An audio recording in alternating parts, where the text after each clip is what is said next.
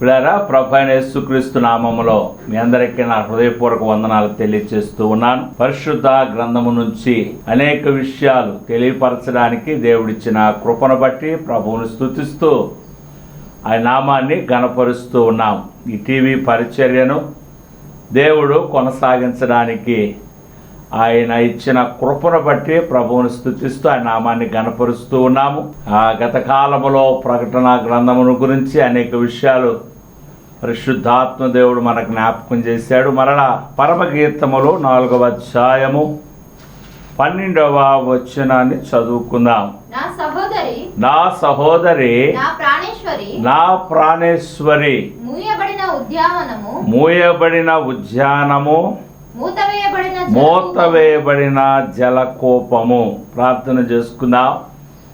స్తుతులకు పాత్రుడా, స్తోత్రార్హుడా, గొప్ప దేవా, ఆశ్చర్యకరుడు, ఆలోచనకర్త, బలవంతుడైన ప్రభువా, నేను స్తుతిస్తున్నాము, ఘనపరుస్తున్నాము.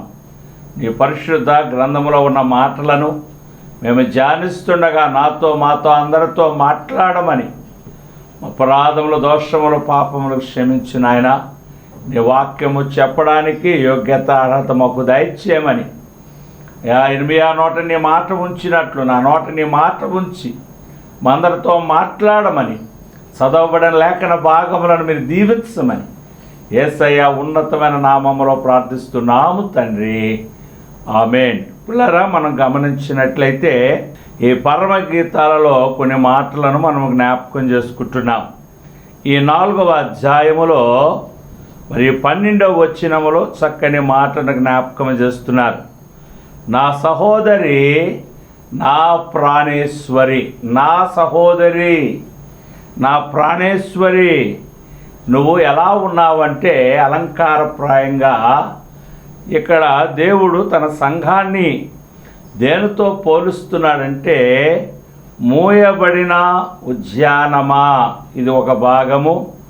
రెండవది మూతవేయబడిన జలకోపము. ఈ రెండు మాటలను మనము 2 భాగాలుగా విభజించి మనము ధ్యానము చేద్దాం. ఈరోజు మొదటి మాట మూయబడిన ఉద్యానవనము. ఇక్కడ మనం గమనించినట్లయితే దేవుడు తనకిష్టమైన సంఘముతో లేక తనకిష్టమైన సంఘమును ఆయన ఉద్దేశించి మాట్లాడుతూ ఉన్నాడు. ఏమని మాట్లాడుతూ ఉన్నాడంటే నా సహోదరి ప్రాణేశ్వరి. ఇంగ్లీష్లో ఏమి రాశారంటే మై బ్రైడ్, అంటే వధువు సంఘమా, పెండ్లి కుమార్తె అని ఆయన సంబోధిస్తూ ఉన్నాడు. నువ్వెలా ఉన్నావంటే మూయబడిన ఉద్యానముగా కనబడుతున్నారు. ఇలా మనం గమనించినట్లయితే ఉద్యానవనము అని మనం గమనించినట్లయితే కొన్ని ఉద్యానవనములు బైబిల్లో ఉన్నాయి. ప్రాముఖ్యంగా మనం గమనించినట్లయితే ఈ యొక్క ఉద్యానవనమును గురించి కొన్ని మాటలు రాస్తూ ఉన్నాడు. యెషయా రాసిన గ్రంథము 5వ అధ్యాయం 7వ వచనములో ఇక్కడ ఒక మాట ఉన్నది. యెషయా రాసిన గ్రంథము 5వ అధ్యాయము 7వ వచనములో ఒక మాట రాస్తూ ఉన్నాడు. ఇశ్రాయేలు వంశము సైన్యములకు అధిపతియగు యెహోవా ద్రాక్ష తోట, యోధా మనుష్యులు ఆయనకిష్టమైన వనము అని జ్ఞాపకము చేస్తూ ఉన్నాడు. కనుక మనం ఇక్కడ గమనించినట్లయితే ఇక్కడ ఇశ్రాయేలు వంశము సైన్యములకు అధిపతియగు యెహోవా ద్రాక్ష తోట. ఇశ్రాయేలీలను ద్రాక్ష తోటతో ఆయన పోలుస్తూ ఉన్నాడు, ద్రాక్ష వనములతో పోలుస్తూ ఉన్నాడు. ఇంకా మనం గమనించినట్లయితే యోధా మనుష్యులు ఆయనకి ఇష్టమైన వనము. కనుక దేవుని సంఘము ఆయనకి ఇష్టమైనట్లుగా ఉన్నట్లుగా చూస్తూ ఉన్నాం. దేవుడు చాలా ఇష్టపడేది ఏమిటంటే ఆయన సంఘాన్ని ఇష్టపడుతూ ఉన్నాడు. అందుకోసమే నా ప్రాణేశ్వరి, నా ప్రాణముతో సమానమా. నీవు ఉద్యానవనము. బైబిల్లో కొన్ని వనములు ఉన్నాయి, వాటిని జ్ఞాపకం చేసుకుందాం. మొదటగా చూసుకున్నట్లయితే ఆదికాండము 2వ అధ్యాయము 8వ వచనంలో మనం చూసుకున్నట్లయితే ఆదికాండము 2వ అధ్యాయము 8వ వచనములో మనం చూసుకున్నట్లయితే దేవుడైన యెహోవా తూర్పున ఏదెనులో ఒక తోట వేసి దాన్ని నిర్మించి నరుని దానిలో ఉంచెను. ఇక్కడ మనం గమనించినట్లయితే తూర్పున ఏదెను తోట ఒకటి దేవుడు వేశాడు, దానిలో నరుని నిర్మించి అందులో పెట్టినట్లుగా చూస్తూ ఉన్నాం. కనుక ఏదెను వనము, దేవుడు ఇందులో చాలా శ్రేష్టమైన ఫలములుంచినట్లుగా చూస్తూ ఉన్నాం. జీవవృక్ష ఫలాలు అందులో ఉంచాడు, మంచి చెడులను తెలియజేసే ఫలాలు అందులో ఉంచాడు. ఇంకా లెక్కకు మించిన శ్రేష్టమైన ఫలములను, ఆ చెట్లను దేవుడు ఏదెను తోటలో నిర్మించినట్లుగా, కలుగజేసినట్లుగా మనము చూస్తూ ఉన్నాము. కనుక ఈ తోటలోనే దేవుడు ఆదామవ్వల వివాహము చేసినట్లుగా చూస్తూ ఉన్నాం. దేవుడు తను ఎంతో ఇష్టముగా ఏర్పాటు చేసుకున్న వనము ఏదెను వనము. ఇందులో ఆహారం ఉన్నది, ఇందులో శ్రేష్టమైన నీరున్నది, ఇందులో శ్రేష్టమైన బంగారం ఉన్నది. దీని గురించి వర్ణించడానికి సమయము సరిపోదు. ఏదెను వనములో దేవుడు మరెన్నో అద్భుతాలు సృష్టించినట్లుగా చూస్తున్నాము. తను రోజు వచ్చిపోతూ ఉండేవాడు. ఆదామవ్వలు మహిమ దేహములు గలవారే, దేవుని మహిమను ఆవరించి దేవునితో సహవాసము చేసేవారు. కనుక ఏదెను వనము, ఈ వనమును దేవుడే సృష్టించినట్లుగా చూస్తూ ఉన్నాం. తరువాత ఆదామవ్వలు దేవుని మాట వినకపోవడం వలన, ఆయన తినొద్దన్న ఫలములను తిన్నందుకు వారు పాపములో పడిపోయారు. అలా తినడానికి మరి సాతాను అవ్వమును ప్రేరేపించినట్లుగా చూస్తూ ఉన్నాం. ఇలా ఏదెను తోటలో ఆదామవ్వలున్నారు. దేవుడు అప్పుడప్పుడు వచ్చిపోతూ ఉండేవాడు. బహుశా దాని కాపలా లేదో భద్రత లేదో నాకు తెలియదు, కానీ సాతాను ఏదెను తోటలోనికి ప్రవేశించాడు. వారి మనస్సులను పాడు చేశాడు, హృదయాన్ని పాడు చేశాడు. దేవుని విరోధముగా పాపము చేయడానికి వాడిని ప్రేరేపించినట్లుగా చూస్తూ ఉన్నాము. అందుకోసమే దేవుడైన యెహోవా వారిని తోట వెలుపలకు గెంటి వేసి తోట చుట్టూ దేవదూతలను కావల ఉంచాడు. ఆ లోపలికి ఎవరు ప్రవేశించకుండా, ఆ జీవవృక్షములు ఫలములు తినకుండా దాన్ని మూత వేసినట్లుగా, మూసివేసినట్లుగా, భద్రము చేసినట్లుగా చేస్తూ కనబడుతూ ఉన్నాయి. ఎందుకంటే అందులోనికి ఎవరు ప్రవేశించకూడదు. ఆ శ్రేష్టమైన ఫలములు ఎవరు తినకూడదు. దేవుడు తన పిల్లల కోసము తన పోలికలో తన రూపంలో నిర్మించిన ఆదామవ్వలు తినడానికి ఏర్పాటు చేసిన ఆ వనములోనికి ఇంకెవ్వరూ ప్రవేశించకుండా దాని చుట్టూ బలమైన భద్రత దేవుడు ఏర్పాటు చేశాడు. కనుక ఇక్కడ మనం గమనించినట్లయితే ఈ యొక్క ఏదెను తోట భద్రము చేయబడింది, చివరికి అది మరుగు చేయబడినది. అది ఎవరికి తెలియదు. బహుశా ఎక్కడుంది అక్కడుంది అంటున్నారు, కానీ అది ఎక్కడుందో ఎవరికి తెలియకుండా దేవుడు ఆ వనమును మూసివేసినట్లుగా, మూయబడిన ఉద్యానవనమా ఓ ఏదెను తోట. పిల్లరా గమనించండి, దేవుడు తనకిష్టమైన దానిని ఆయన భద్రము చేస్తాడు, జాగ్రత్త చేస్తాడు అని మనము గమనిస్తూ ఉన్నాము. రెండవ వనము సింధూర వనము. చూడండి, ఆదికాండము 18వ అధ్యాయము 1వ వచనంలో చూసుకున్నట్లయితే, మరియు మమ్రే దగ్గరున్న సింధూర వనములో అబ్రహాము ఎండవేళ గుడారపు ద్వారము దగ్గర కూర్చొని ఉండగా యెహోవా అతనికి కనబడి. చక్కని మాటలు ఇక్కడ జ్ఞాపకం చేస్తున్నాడు. ఎండవేళ మమ్రే దగ్గరున్న సింధూర వనములో అబ్రహాము కూర్చొని ఉన్నాడు. 12వ అధ్యాయంలో దేవుడిని ఆయన పిలిచాడు. పిలిచిన దగ్గర నుంచి ఆయన ప్రయాణం చేస్తూ చేస్తూ చేస్తూ చేస్తూ ఈ 18వ అధ్యాయంకి వచ్చేసరికి ఆయన సింధూర వనములో, మమ్రే దగ్గర ఉన్న సింధూర వనములో గుడారము దగ్గర కూర్చున్నప్పుడు దేవుడు ఆయనకి కనబడ్డాడు.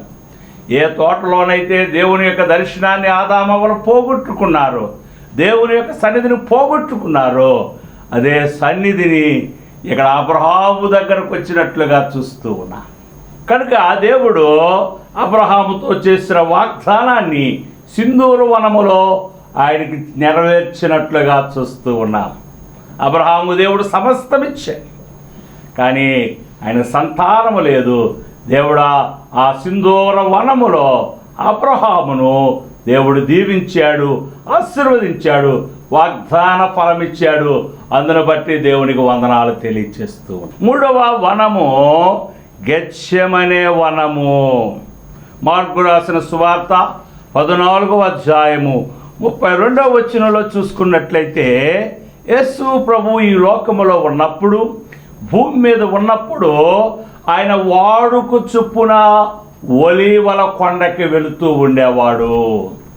ఆ ఒలీవ కొండలో గెత్సెమనే తోట ఒకటి ఉన్నది. మార్కు రాసిన సువార్త 14:32 వచనంలో చూసుకున్నట్లయితే,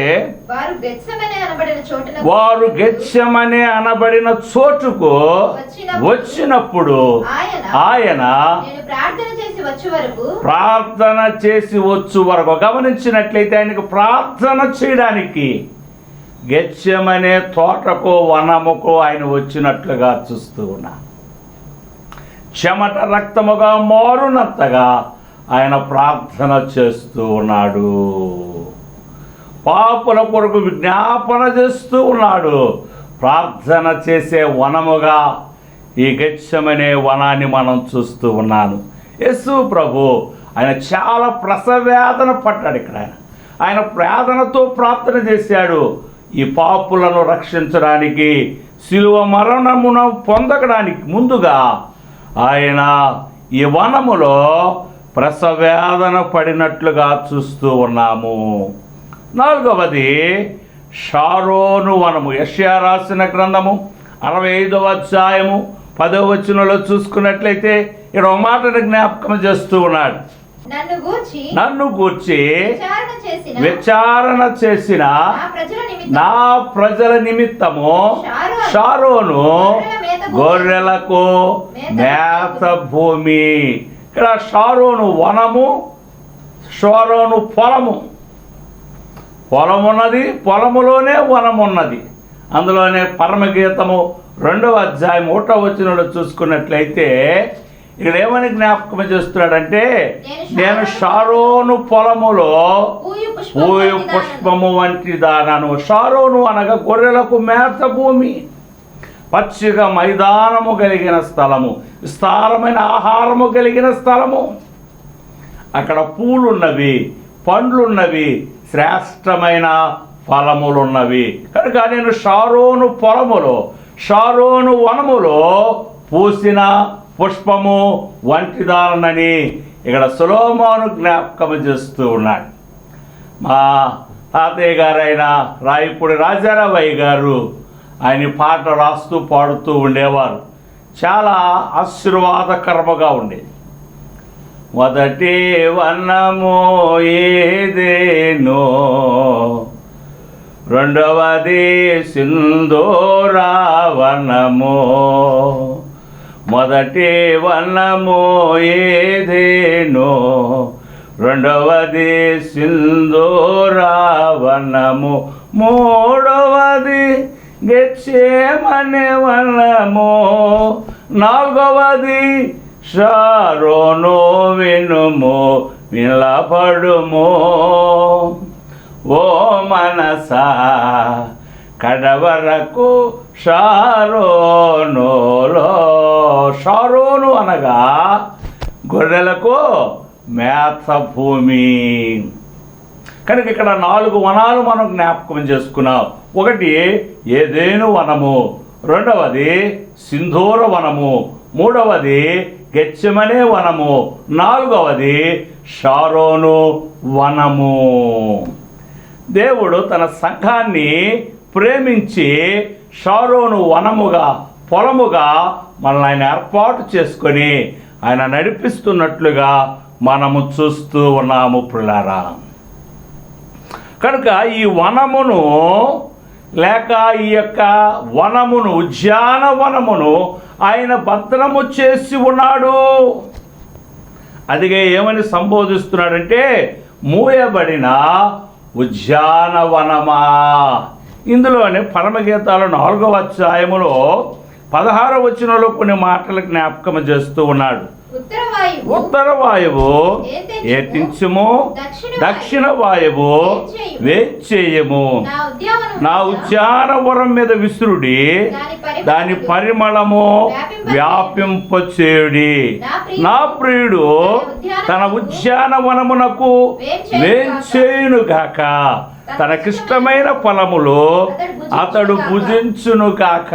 కనుక నా ప్రియుడు తన ఉద్యానవనమునకు, షారోను వనమునకు వేంచేయుచున్నాడు.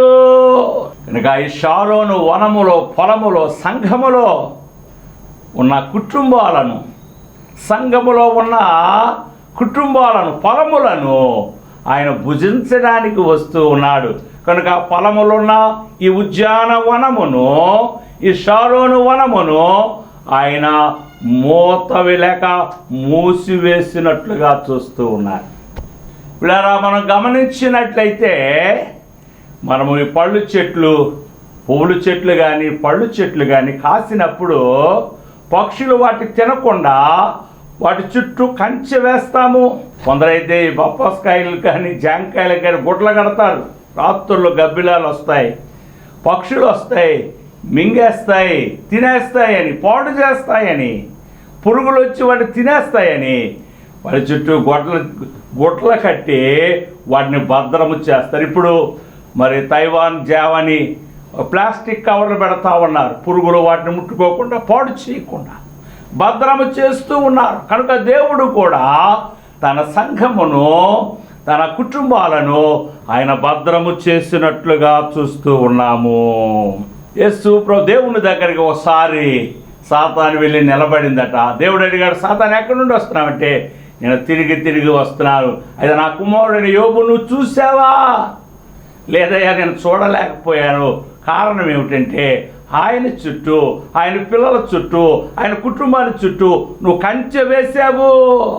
వారు కనబడకుండా నువ్వు మూత వేసావు, కంచె వేసావు, గోడ కట్టేసావు నువ్వు, నేను చూడలేకపోయాను అంటున్నాడు సాతాను. అవును పిల్లారా, ఈరోజు మనం క్షేమంగా ఉన్నామంటే, సంతోషంగా ఆనందంగా ఉన్నామంటే ఆయన మన చుట్టూ కంచె వేసినట్లుగా చూస్తూ ఉన్నాము. అది దేవదూతల కంచె కావచ్చు, దేవుడు తన హస్తాలతో మనం భద్రపరిచాడు. అపవాదికి మనం కనబడకుండా, దుష్టుడు మనల్ని ముట్టుకోకుండా దేవుడు మనల్ని జాగ్రత్త చేసినట్లుగా చూస్తూ ఉన్నాము. అలాగే యోబు అంటున్నాడు, పిల్లారా, మరి యోబు అనేక విషయాలు జ్ఞాపకం చేస్తూ ఉన్నాయి.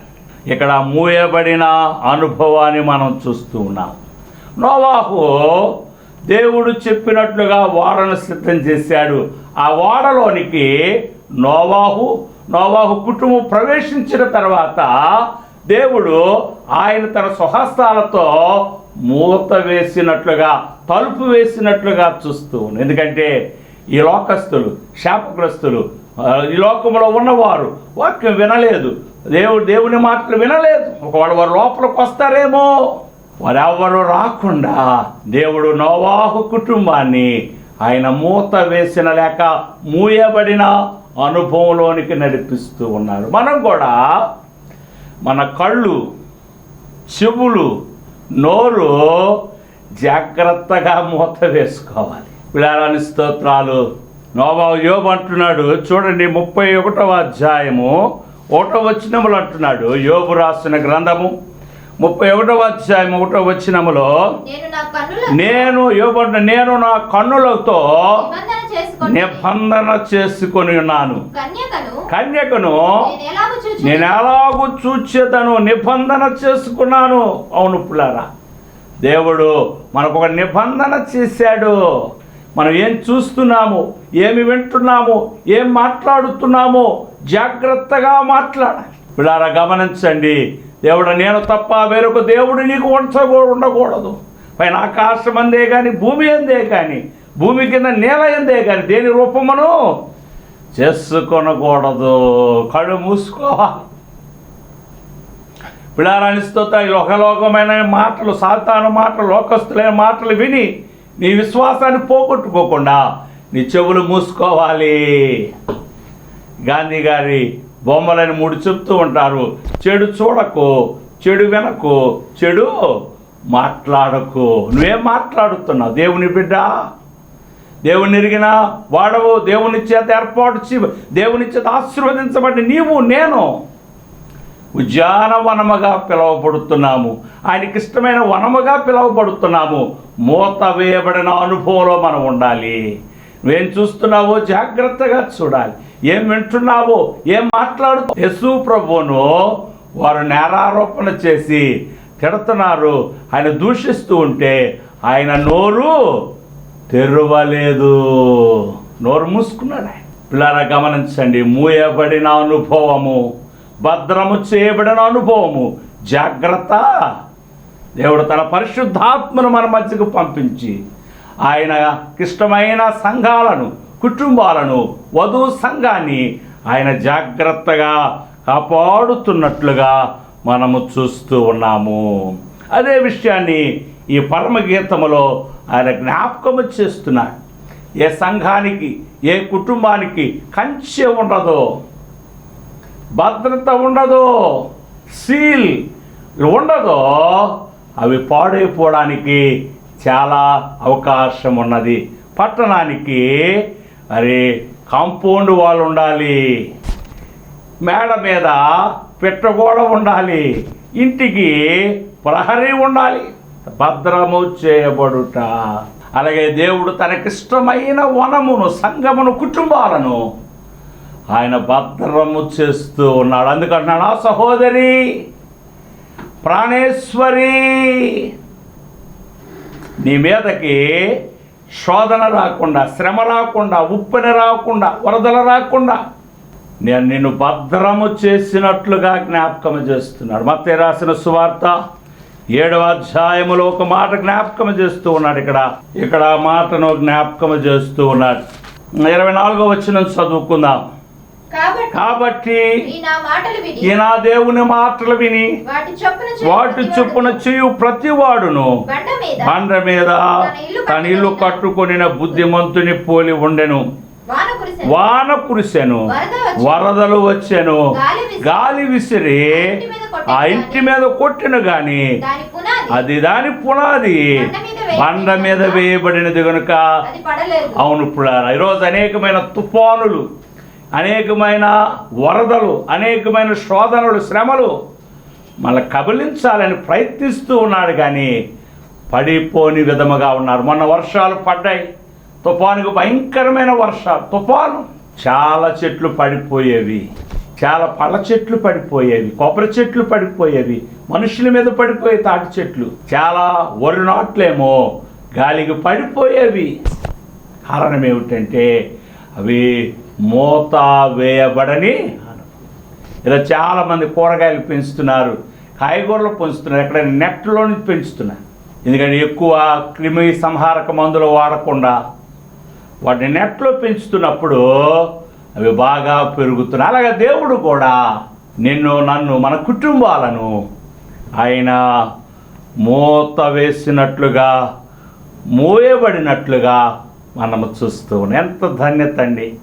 91వ కీర్తనలు అంటాడు, మహోన్నతుని చాటున నివసించువాడే సర్వశక్తిని నీడను విశ్రమించేవాడు. ఎన్నో కుటుంబాలు మొన్న తుఫాన్లో నలిగిపోయేవి, చెదిరిపోయేవి, మునిగిపోయేవి, చాలా బస్సులు తగలబడిపోయేవి, ఎన్నో బిల్డింగ్స్ పడిపోయేవి, ఇంకేవేవో పడిపోయే మనకు తెలియదు, విమానాలు పడిపోయాయి, బస్సులు కాలిపోయేవి, వెహికల్స్ పడిపోయాయి. దేవుడు మనల్ని అయితే క్షేమముగా కాపాడాడు. కారణం ఏమిటంటే దేవుడు నిన్ను నన్ను ప్రేమిస్తూ ఈ మాట అంటున్నాడు, నా సహోదరి, నా ప్రాణేశ్వరి, నా వధువు సంగమా అని ఎప్పుడు కంటికి రెప్పవలె నిన్ను కాపాడుకొని ఏ అపాయము రాకుండా, ఏ కీడు రాకుండా ఆయన మనల్ని భద్రము చేస్తూ ఉన్నాడు. ఎంత ధన్యత అండి, ఎంత కృప!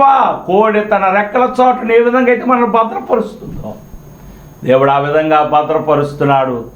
కనుక ఇహలోక సంబంధమైన దురాత్మ సంబంధమైన క్రియలు మన మీదకి రాకుండా దేవుడు మన కుటుంబాలను దీవించి ఆశీర్వదించునుగాక. ప్రార్థన చేసుకుందాం. స్తుతుల పాత్రుడా, స్తోత్రార్హుడా, గొప్ప దేవా, ఆశ్చర్యకరుడు, ఆలోచనకర్త, బలవంతుడైన ప్రభువా, నీకు వందనాలు. ఇగో సొలొమోను రాసిన ఈ పరమగీతార్థ గ్రంథములో నుండి కొన్ని మాటలు ధ్యానించి ఉన్నాము. మూయబడిన ఉద్యానవనమా, అవును ప్రభువా, మేము మూయబడినాము కనుక, భద్రము చేయబడినాము కనుక, జాగ్రత్త చేయబడినాము కనుక ఇంకా మేము జీవించి ఉన్నాము, ప్రాణాలతో ఉన్నాము, సంతోషముగా ఉన్నాము, నిన్ను ఆరాధిస్తున్నాము నాయన.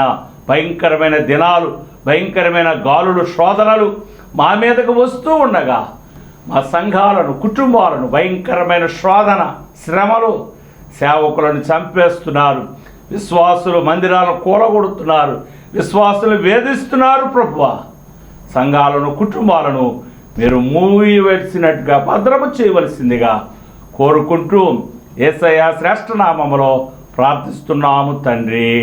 ఆమేన్.